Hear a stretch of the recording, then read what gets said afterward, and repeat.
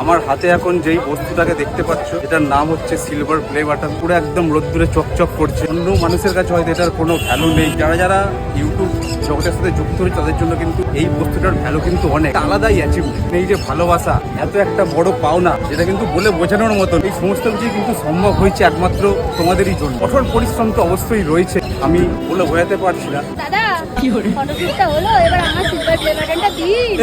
দাঁড়াও দাঁড়াও, যাই হোক ইগনোর করবেন, এটা সমস্ত কিছুই সম্ভব হয়েছে কঠোর পরিশ্রম, আমাদের ভালোবাসার জন্য এটা একমাত্র সম্ভব হয়েছে। একদম না, এইভাবেই ভালোবেসে যাবেন। নামটা ফোকাস করে নিন।